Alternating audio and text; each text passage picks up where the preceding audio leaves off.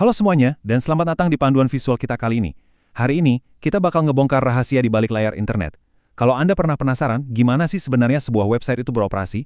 Atau gimana para ahli keamanan siber bisa nemuin celah di dalamnya? Nah, Anda ada di tempat yang pas banget.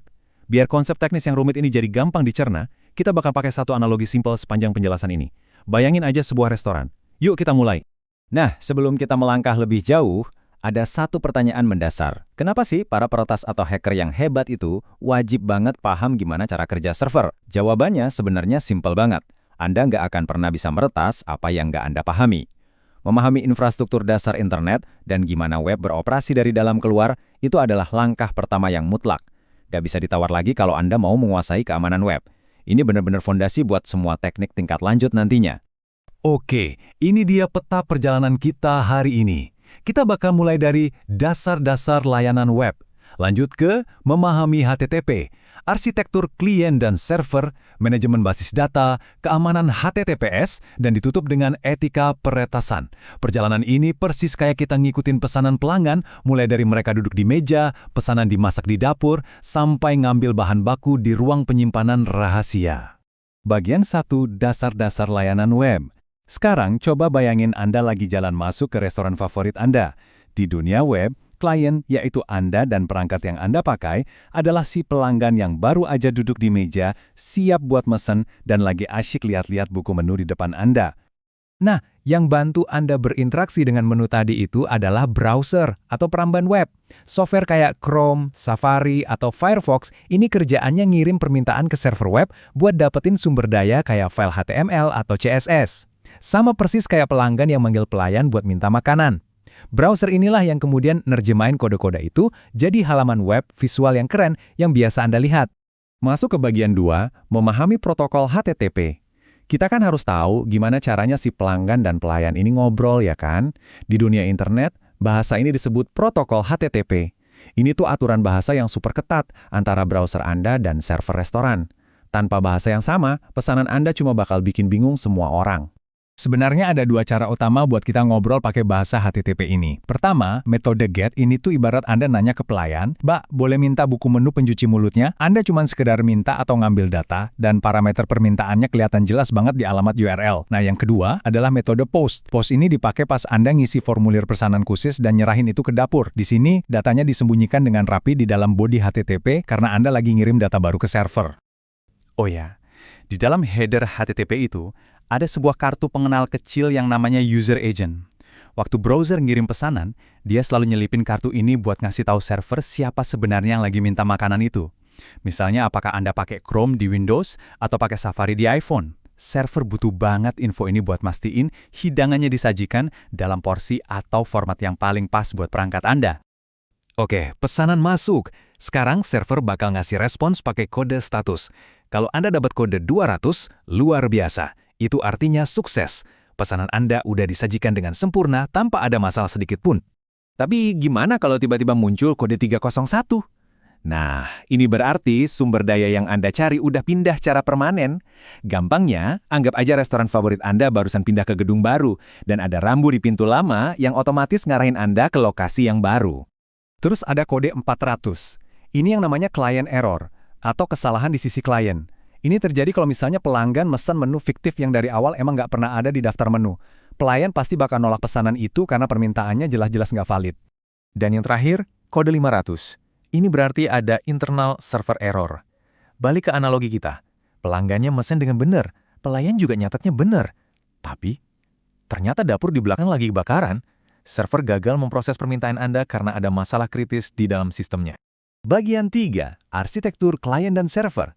Kita udah puas lihat interaksi di ruang makan. Nah, sekarang yuk kita masuk ke belakang layar. Kita intip langsung ke dapur buat kelihat siapa sih yang sebenarnya sibuk nyiapin pesanan kita. Arsitektur inilah mesin utama dari setiap aplikasi web yang Anda pakai sehari-hari. Di sini tuh ada pembagian tugas yang benar-benar jelas. Di sisi klien, HTML, CSS, dan JavaScript itu tugasnya mendesain buku menu yang cakep, ngatur warna, dan ngasih peringatan pop-up yang dinamis.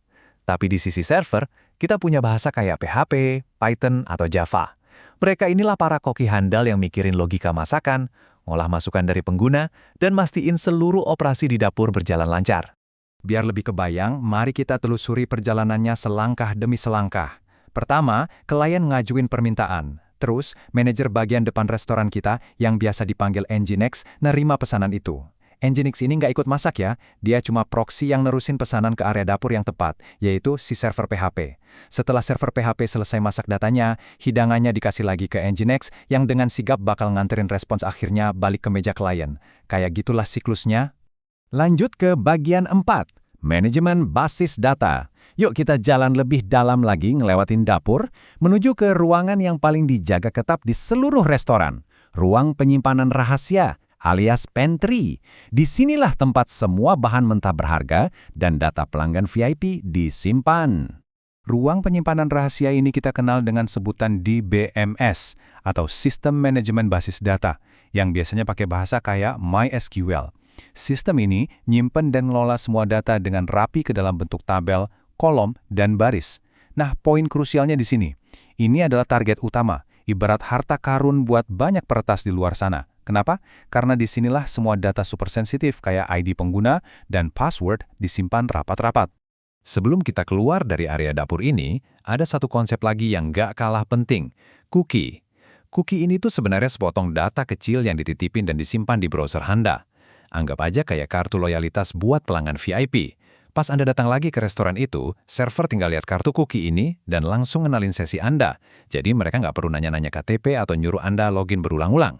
Praktis banget kan buat personalisasi? Bagian 5. Keamanan melalui HTTPS. Oke, sekarang kita harus ngomongin realitas soal keamanan. Jalanan terbuka di internet itu penuh banget sama ancaman. Kalau kita ngirim resep rahasia atau identitas lewat jalanan ini tanpa perlindungan, siapa aja bisa dengan gampang nyadap.